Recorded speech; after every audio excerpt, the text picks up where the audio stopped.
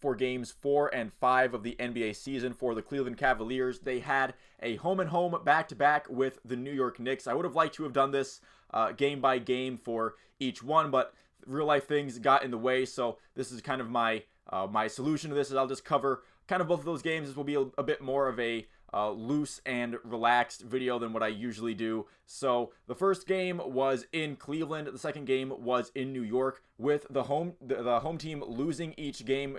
In the first game in Cleveland, Knicks taking it 109-91, and then in the next game in New York, the Cavs would come out on top 95-89. Now the Cavs obviously dealing with some lineup concerns. Donovan Mitchell did return to the lineup for these games, but in the first game against the Knicks, they were still without Garland and Jarrett Allen, and then you also throw in Ty Jerome and Karis LeVert to the mix. In game 2, Karis LeVert would return, but Ty Jerome would not. So the Cavs kind of playing musical chairs with their lineup, and that did kind of give some younger players a bit more chance to shine. Even though in the first game it was a loss and it didn't really look all that good for the Cavs, I do feel like Imani Bates and Craig Porter Jr. both got some pretty solid minutes in, and they did look like they could be solid bench players for the future in the season. I wasn't really sure what Imani Bates' role with the Cavs would look like this year, whether it would be just kind of putting him down in the G League to kind of season his game a little bit, or if it would be higher up in the bench in the NBA. But seeing what he was able to do against the Knicks, I am confident that he can come in off the bench and put in some solid minutes and hit some shots. I was a bit more impressed with his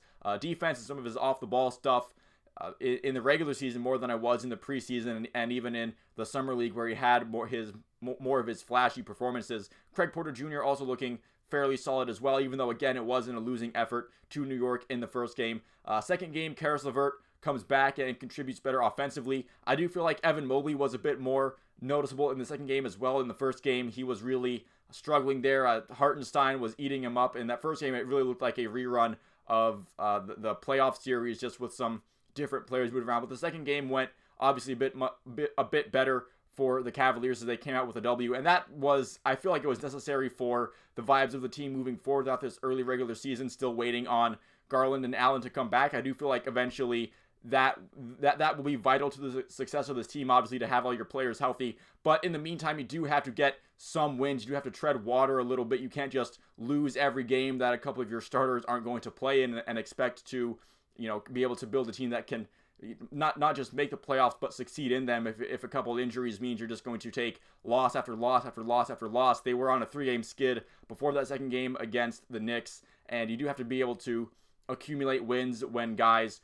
are hurt. And I do feel like if they win that first one just barely and then go on a 4-game skid, that's not going to look well on anybody. That's going to affect the Cavs long term. But they managed to get a W. They get some good feelings in there. JB Bickerstaff, I guess he still avoids the wrath of the total wrath of Cavs fans anyway. I've already seen plenty of calls for JB Bickerstaff to not make it throughout the rest of the season. I guess we'll see how it goes. Again, I'm trying to wait to reserve full judgment on this Cavs team is going to be bad at this, and that until they get their full rotation of starters back in.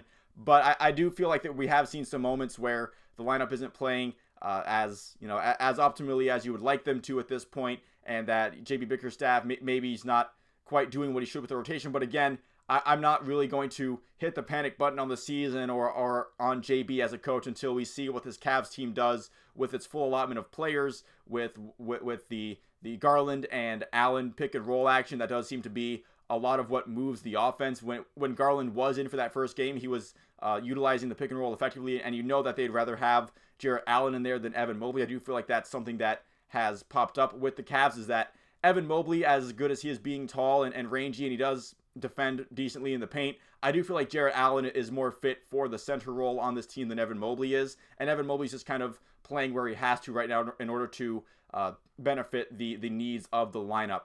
But overall, moving forward, I feel like the Cavs, hopefully they can, again, while they wait for both Jarrett Allen and Darius Garland to get back in the lineup, Ty Jerome as well. The Cavs, if they can just tread water, if they can hover around 500 for this early season and not get in too big of a hole to where they have to rattle off a crazy winning streak to get back into where people expected them to be, which is, maybe comfortably making the playoffs and hoping to string together some kind of magical run once they make it in.